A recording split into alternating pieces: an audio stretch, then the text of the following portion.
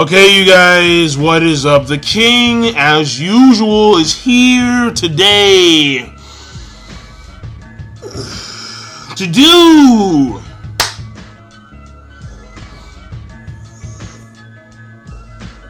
Hunter x Hunter 2011 episode 124 review. That is 1, 2, 4 of Hunter x Hunter. Of course, the link to the episode is going to be in the description box down below on Crunchyroll.com. Now, alright. This week's episode of Hunter x Hunter. Alright, I gotta get this out of the way. And by the way, there's going to be no distinct order or structure to this video. I'm going to say what I'm going to say. I'm going to do what I'm going to do because that's who I am. And if you got a problem with that, you get one giant middle finger. Yeah, strong. All right, now. Take a deep breath.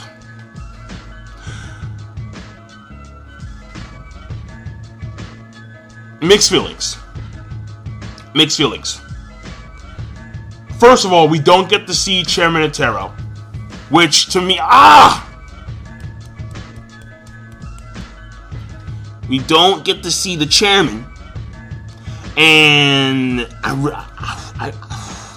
yo, you can't end off with Otero like stands up in the air, and Meruem just like pulling some Goku. Like it's Goku versus Cell in the Cell games, and you just can't stop midway. It's no, like this is like the biggest cock tease of all time. But we haven't gotten back to it. Furthermore, the fact that this whole Palm situation has been resolved in one episode to me is mind-boggling. So right there. There's a distinct contradiction in my words. Right there. I'm saying that I really want to go back to the fight of Chairman Otero and Meruem. However, at the same time, I am saying that because this whole Palm situation has been resolved in one episode, that to me I find, to say the least, displeasing. So right there, a clear contradiction. But that's the way it is. Humans, surprise, surprise, are not simple creatures. Oh shit. Oh my god. Alright.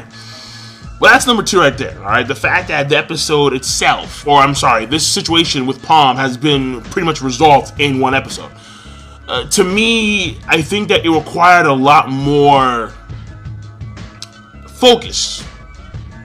Because Palm is someone, at least when it comes to this arc, who has been one of the primary goals when it comes to rescuing her. They were hell-bent on that. Cargo had a whole side mission dedicated to her ass. And the fact that it was resolved by Killwa's tears and just a few words, to me, in one episode, again, on the fence with that. So, mixed feelings, between those 2 points. Of course, the next thing I want to talk about is that I do like this sudden change in, well, not sudden, it's, I think, an extreme but justified change in Poof's mindset. Let me say it one more time.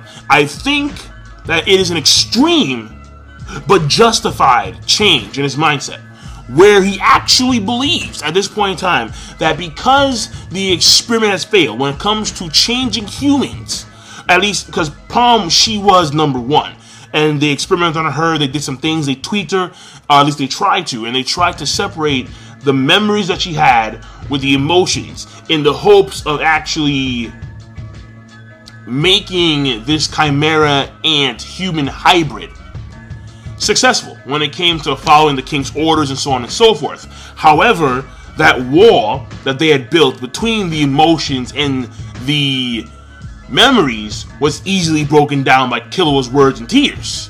So, based on that outcome, Shawa Poof has concluded that Neferpitu is no longer essential to the king.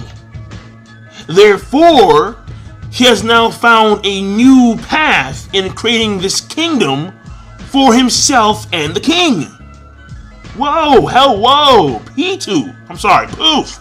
Tough, man. I mean, so right there we have an extreme beyond an extreme that we've never seen before when it came to the Royal Guard. Where which the Royal Guard, and when, at least Poof in this case, and again, Poof among the Royal Guard, he is the one that symbolizes like the Chimera Ant mentality in full.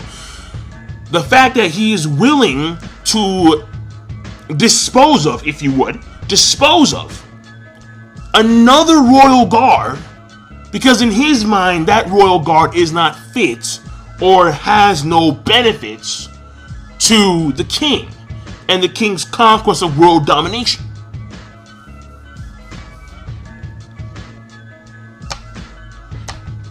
Fascinating. All right, Poof. Shit. I mean, now Yuppie, where Yuppie lies in that, I'm not too sure, but at this point in time, P2 not looking too good. Not looking too good. Poof versus P2, who wins? Comment section down below. Go. Next thing. Alright. Okay. Alright. Also, this whole... Well, no, because I already explained how like there was a lot of build-up for Palm. Because that ties in with the whole E-Cargo stuff as well. Because E-Cargo, again, had a lot of build-up when it came to Palm and trying to save Palm, trying to find Palm. And even though E-Cargo mainly, it has shifted from trying to find Palm to his own unique character development. The thing here is that that's still one of his main priorities, and he's doing that right now, again, but it's been resolved already. Okay, fine. Now, we also got to find out that apparently, Speed King. I like how the Japanese, they don't say king, they say Kingu. Yeah.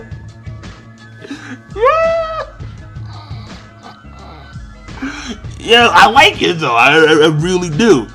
I like it. It's some funny stuff. It really is. All right. The Speed Chitu, the Speed Kingu, and Leol. We find out how pretty much their Nen power changed. All right. And basically they've been tweaked on. Now we've always wanted to know how can Poof and P2 change Chitu and Leo or Hagia and give them new powers and so on and so forth. And we find out they were modified. This, I think, actually goes more along the lines of how potent Nefertiti's Nen ability is, where she's able to actually modify other people and give them a whole new range of shit via her own modifications. Wow. That's honestly very impressive. Very impressive. And also, was that it? Because I want to get to the last part, and then the last part is clearly Killua. But I want to make sure that I covered most of the bases before I get to Killua. Okay, well, to have the basics going now. The animation in this episode, a little bit, like, it was good, but it wasn't as good as it should have been, in my personal opinion. Furthermore, the narration, I fucking love it. I love it. I love the narration. Yes, beautiful, awesome, love it. When it came to the pacing, the fact that they focused mainly on that and how they covered it, good and bad. So again, mixed feelings, because they did make a lot of leeway because of that pacing. However, again, it should have been longer. And when it came to character development, Killua, yeah, but whether it's a good thing or a bad thing, I'm debating.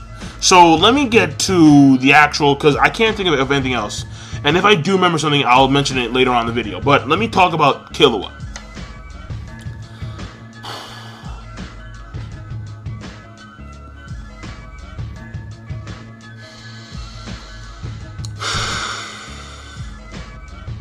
I understand full well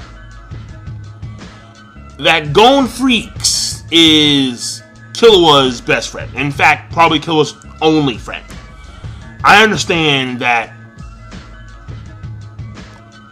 Killua is a child. Let's be honest here. He's not 12, 14, 13, 14 around that age. And because of those reasons, his emotions, when it pertains to the situation at hand, we're going to be very high. I understand that full well.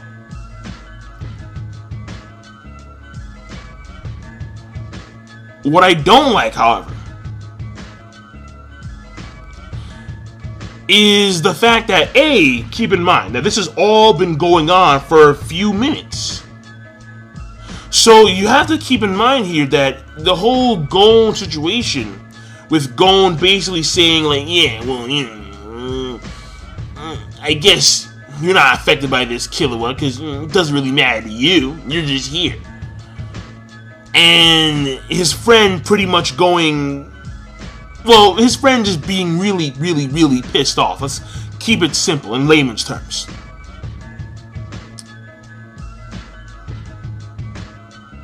Not only has this been going on for a few minutes, to say the least, but also, he's an assassin, alright?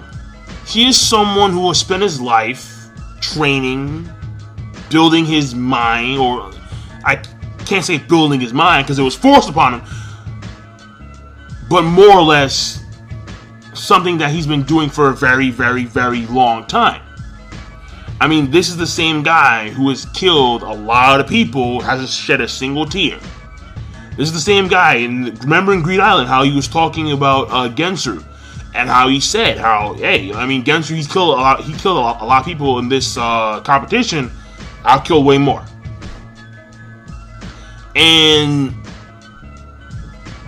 the thing about this that kind of takes me aback is that what it's mainly used for in this situation is that it's mainly used for means of shattering the wall that was built between Palm's emotions and her memories. Now, I do like the fact that the narrator did build up to that. How the narrator mentioned how this was simply just a ploy. It started off that way. It started off as a ploy. It started off as a means of simply tricking Palm. However, it changed. It changed into an actual full-out emotional, just sob story, pretty much. A full-out bawl. Like on some Nissan status. And I'm like, yo. And I'm not saying that it's bad, this whole kill situation. But I have mixed feelings, and I have mixed feelings because I can see both sides of the spectrum. I can already tell you right now. There are going to be those guys who are going to say, I understand where he's coming from. I understand the situation at hand here. It's a very strenuous situation. His friend has pretty much gone berserk in a sense, and he couldn't do anything to stop him. At the same time, you're going to see the other guys like, what the fuck? Like, wait, hold on. Wait, pause. You're an assassin. This is in your blood. Calm, cool, collect the composure. And you've done far worse. You've seen people do... He's seen the horrors of life, to say the least. And here you are, just bawling in front of the person that you're just perceived to be an enemy. So, for me, I don't know, man.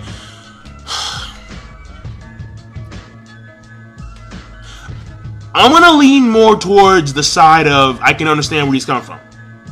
And the reason why I'm going to do that is because of one simple fact. One simple fact. Because Killua is actually trying to change who he is as an individual. So even though he still has these tendencies of an assassin, like for example, in the episode you see him, he's running. There are no sound.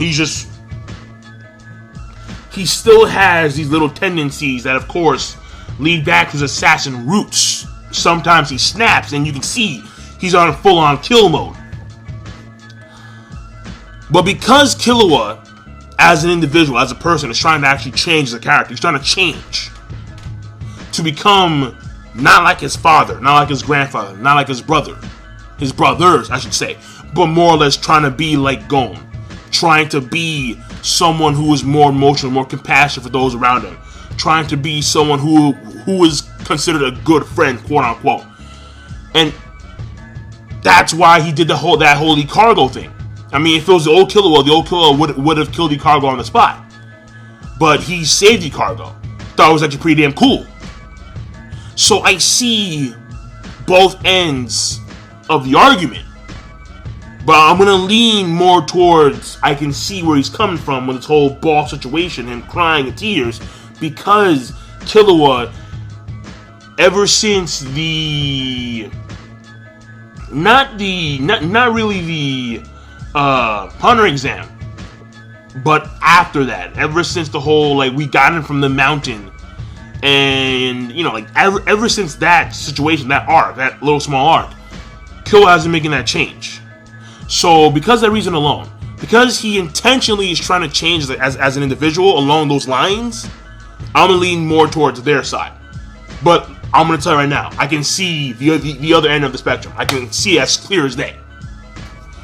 So, I'm done, I suppose so.